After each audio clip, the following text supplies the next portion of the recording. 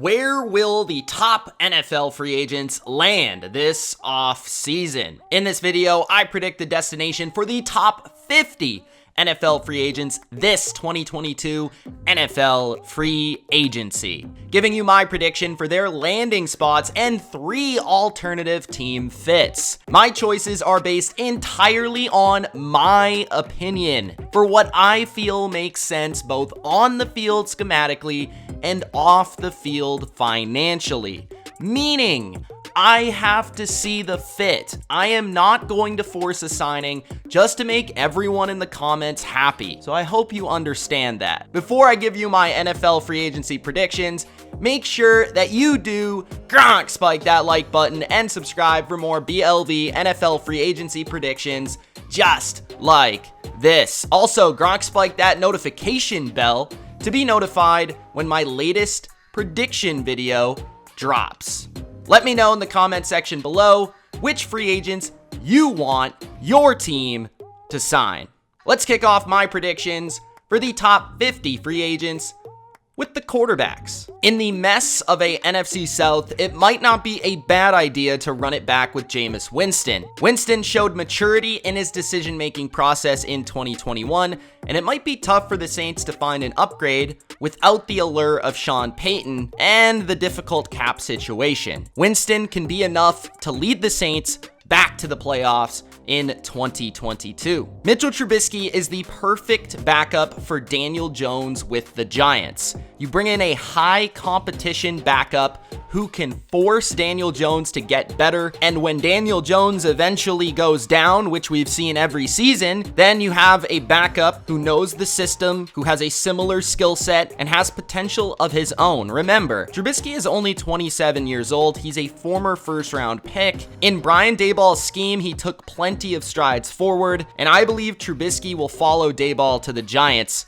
this offseason. Leonard Fournette is a power back with deceptive explosion who brings an edge to any offense he plays on. As a Buck, he has grown into a well-rounded 3-down player, and post-Tom Brady, a workhorse running back like Lenny might be a crucial keeper. Fournette is back with the Bucks. Cordell Patterson broke out in 2021 with Atlanta of all teams. Who would have thought? And that's exactly why he has to be back in 2022. Arthur Smith maximized Patterson's hybrid running back, wide receiver, returner skill set in his offense as a centerpiece of sorts. Patterson, knowing this, experiencing many offenses throughout his career, would probably love to be back. Simply put, both are what's best for each other. This Antonio Brown guy, he is a loose cannon. There is no question about it. But boy, can he still play football at a high level. The only teams that I believe will be willing to sign Antonio Brown are the ones with a very strong foundation, quarterback, coach, and culture. Antonio Brown seems to be getting along with Lamar Jackson and the Ravens at the moment. AB will find his way onto a contender because it's just too enticing to not sign a guy with this kind of talent. Mike Williams will be my first pick to leave his team. I have Big Mike joining the Jags in Jacksonville, teaming up with fellow Clemson product Trevor Lawrence, giving him a big frame to go up and get it wide receiver, a true number 1 for the number 1 pick. Allen Robinson is coming off a down season in 2021 with Chicago, and because of that, could provide a bit of a buy low for teams needing wide receiver help. The Colts love bargains, and a crafty skill set like Robinson's with consistent hands and crisp routes would be a great complement to Michael Pittman, filling in their void for another perimeter playmaker. Robinson to the Colts. What are the Raiders without speed at wide receiver? Not the Raiders, if you ask me. The Raiders desperately need greasy speed, and DJ Chark can provide the kind of speed for McDaniel's offense that can help open up Darren Waller and Hunter Renfrow underneath. Carr gets a big, fast wide receiver who can make plays down the field and probably won't break the bank either. Odell Beckham Jr. will likely be picky after his experience in Cleveland, and I don't blame him. He is also the type of athlete that is better under the bright lights. I can't see him leaving this perfect situation after the emotional roller coaster of his past. I feel Odell is meant to shine in the big market and thrive opposite Cooper Kupp as a Ram. The tricky puzzle that is Davante Adams will be an interesting one to follow this free agency. If Aaron Rodgers stays or retires, he will likely play for the Packers. If Aaron Rodgers gets traded to, let's say, Denver, well then, he's a Bronco. Most likely, the Packers realize his importance for their football team, with or without A-Rod, and do their best to sign Adams long-term. Juju Smith-Schuster's days as a Pittsburgh Steeler are all but over. A fresh start is in order, and it doesn't get much better of a fresh start than Kansas City, complimenting Travis Kelce and Tyreek Hill. The Chiefs already have the burners with Hardman and Hill, but a tough, big slot wide receiver who can take a hit and create after the catch underneath the defense would be a welcomed addition. The Dallas Cowboys almost certainly will have to move on from Michael Gallup. And Michael Gallup is just the kind of wide receiver that could help unlock Justin Fields' deep ball. Deceptively, a very good perimeter intermediate route runner is Michael Gallup. All I know is Gallup and Mooney with Fields is deadly. Chris Godwin is one of the most complete wide receivers in football. He can make explosive plays down the field and after the catch, but he isn't afraid of getting his hands dirty to do the little things.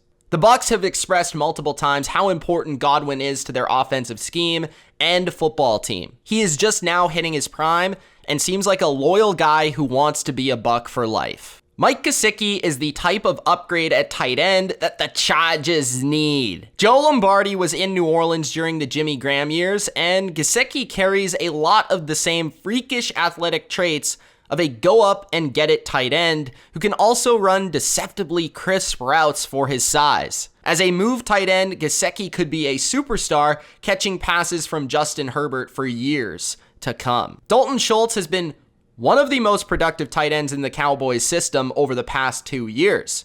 He's a well-rounded, reliable player that has built great chemistry with Dak Prescott, and I simply don't see the Cowboys messing with that. Gallup leaves, but they find a way to keep Schultz around. Rob Gronkowski will likely wait to make his decision, just in case TB12 decides he wants to come back. But if Brady stays retired, I see Gronk staying in Tampa. He fits in well as a complement to Evans and Godwin, and Gronk is just more in it for the fun at this point. Gronk has fun in Florida, and that's why he'll be back in Tampa Bay. The best offensive lineman on the market this offseason is undoubtedly Teron Armstead. And now that the Saints window is closed, he could be open to a new home. The Dolphins operating the new Mike McDaniel offensive scheme makes a lot of sense. They need a left tackle for Tua and their own Trent Williams for all the creative run schemes.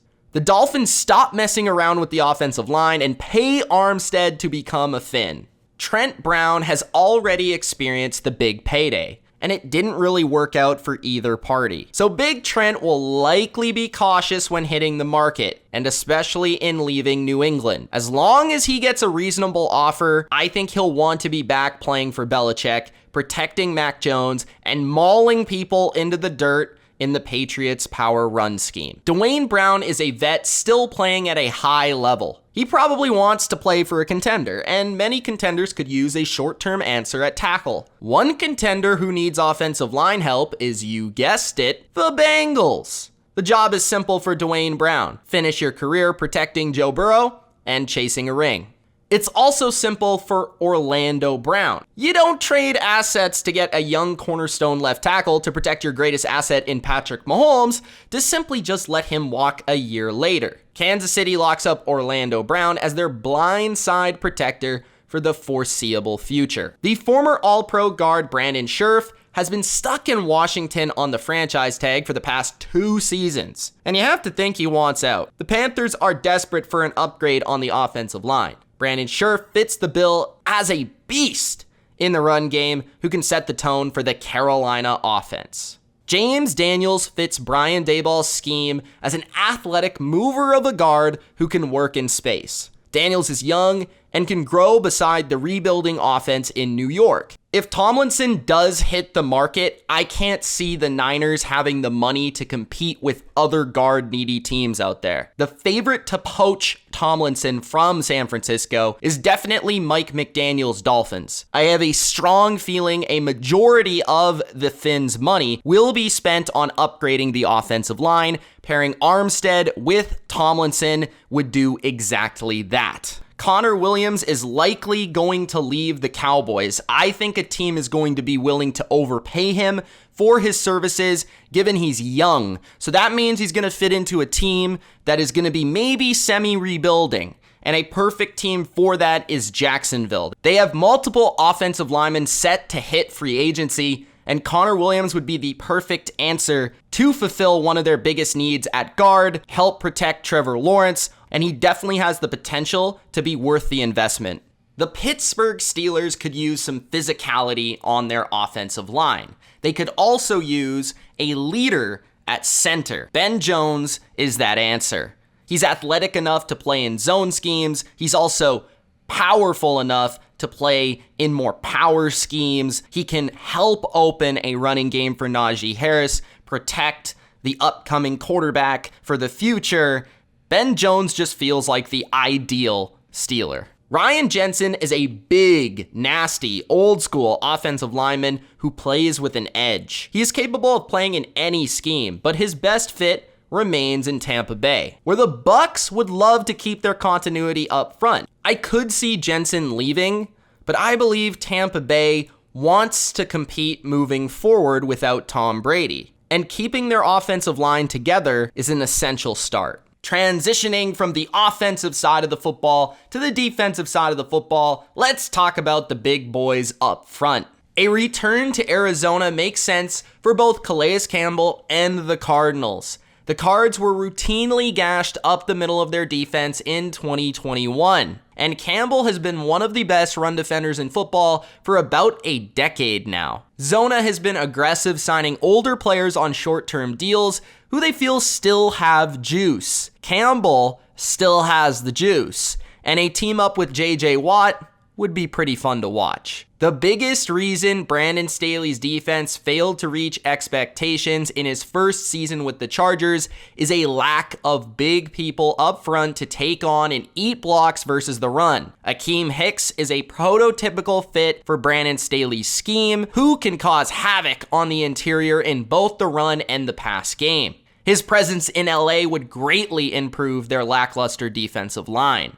The Chargers window is open now. And another guy that could really improve this front seven is Von Miller. For Von, he likely wants to stay in the lights of Hollywood and LA, so why not just go to the other team in LA for a little bit more money and team up with Joey Bosa off the edge? These two could be dynamic together, and that powerful front four can help Staley be creative on the back end. A departure from the Don Martindale scheme could mean a greater importance placed on edge rushers. Chandler Jones is a sack master who is the perfect signing for a contender needing a pass rush boost. Hey, his brother played in Baltimore as well. There have been rumors floated out there in the past that the Ravens love them some Chandler Jones. So do I, and I feel like Chandler Jones fits Baltimore perfectly. The Seahawks have a history of taking risks on guys like Randy Gregory. Flawed, but talented. He would greatly improve the pass rush of the Hawks, and he did play in a similar scheme just last year with Dan Quinn in Dallas. Pete Carroll is the kind of coach who can unlock the true potential of the game wrecker that is Randy Gregory. Emmanuel Ogbah thrived under Brian Flores in Miami, a blitz-heavy scheme that utilized his athleticism and versatility to rush from multiple alignments. Another creative coordinator is in need of a big-time pass rusher, Don Martindale in New York. Brian Daboll and the men in the front office are familiar with Ogbah's work, having played him twice a year for the past 2 years in Buffalo. Ogbah could be the game changer on the edge that the G-men need. Harold Landry is an ascending player who is only 25 years old with the production to match. but staying within the same scheme would be wise for Landry as he's coming off his best season of his career. A reunion with former DC Dean Pease in Atlanta makes a lot of sense. The Falcons desperately need an edge rusher, and Landry would make a great complement to Jarrett, just as he did with Simmons in Tennessee. Hassan Reddick formed a partner in crime vibe with Brian Burns in Carolina. They really fed off of each other and were the perfect combo. And really, it was the bright spot of the Panthers in 2021. And the familiarity with Matt Rule dating back all the way to Temple does definitely help this relationship. So I believe Hassan Reddick finally gets a long-term deal with the Carolina Panthers. The edge rusher for hire, Jadeveon Clowney, might just stay put with the Browns. Clowney saw a return to form as Robin to Myles Garrett's Batman. Clowney very well could go to the highest bidder, as he always does, make it 5 new teams in 5 seasons. But I think the Browns value his sidekick ability and retain him for at least another year. Devondre Campbell had the best season of his career under Joe Barry in Green Bay, and really became a crucial part of this defense in all facets. A legitimate 3-down linebacker for the Packers defense.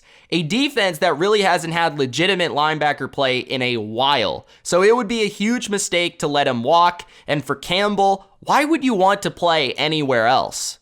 Alexander Johnson is an under-the-radar, excellent, highly intelligent player. Given his age, his position, and the fact that he's coming off an injury, I don't think he's going to break the bank for any team, meaning it makes sense for him to stay put in Denver. The Broncos are transitioning to a new staff, but want to keep the same chemistry and defensive scheme. Losing the signal caller of that defense would definitely not be ideal. The playoff standout Jessie Bates is one of the best deep, rangy, coverage safeties in the game. His ability to quickly read offensive concepts and cover is fundamental to the Bengals' defensive scheme, meaning he is as important as any other player on that defense. I can't see Jessie Bates or the Bengals wanting to move on, but it likely will cost a pretty penny in order to keep him around. For the Raiders' new defense, modeled after the Patriots scheme, they need a hybrid deep playmaker with the skills similar to Devin McCourty. A safety that can play single high, tackle well, and have versatility to play man and zone. Marcus May is just that type of player. McDaniels and the Raiders know him well, having played him in the AFC East, and I think that familiarity comes in handy when finding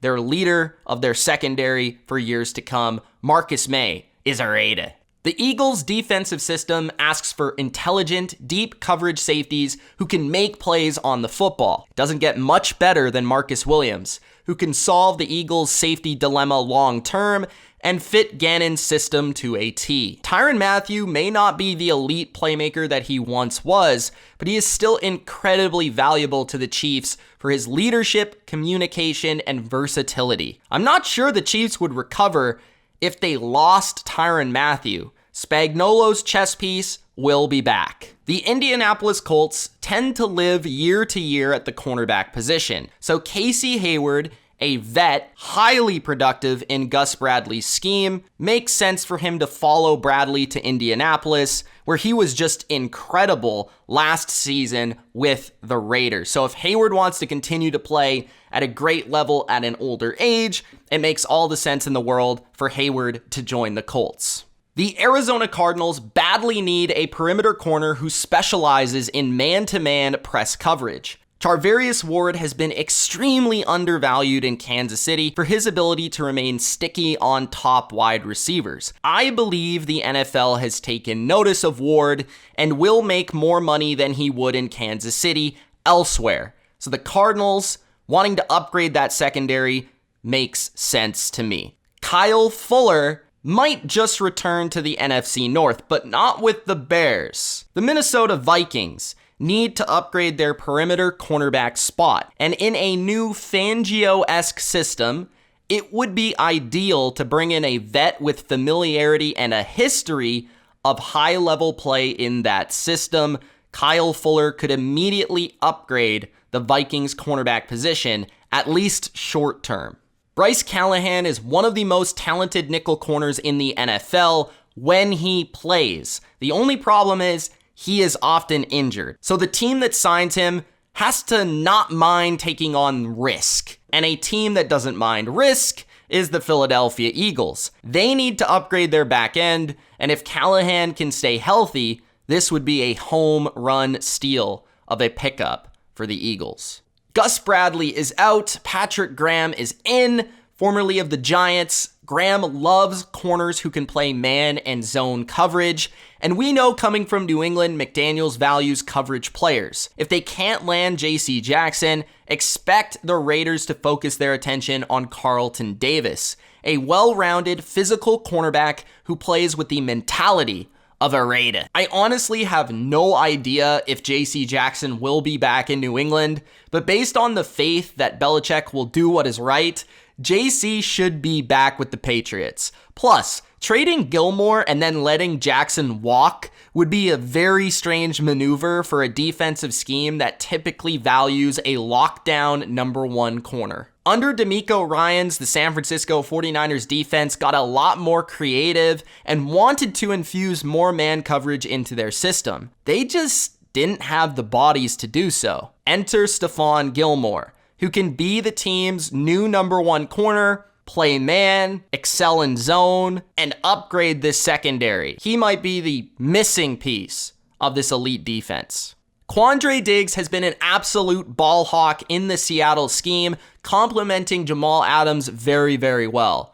Seattle, they're a team that values safeties more than others. I don't think they let Diggs get out of their building. They have secondary issues already, and losing Diggs would just be an absolute backbreaker. Let's just say if D-Mac decides to leave New England, I will get slightly emotional. Maybe a bit more than slightly, but you get the point. This man is a Patriot till the day he retires. He's still playing at a high level, and Belichick loves him. So he will return to New England for potentially his final season in 2022, in which I'll still get emotional. Those are my predictions for this year's NFL free agency. Let me know in the comment section below where you think every free agent will land, and which one of these free agents do you want to land on your favorite team. It's Mitch. Thanks for watching. Gronk spike the like button. Check out the rest of my free agency predictions. There will be a lot more coming. Peace.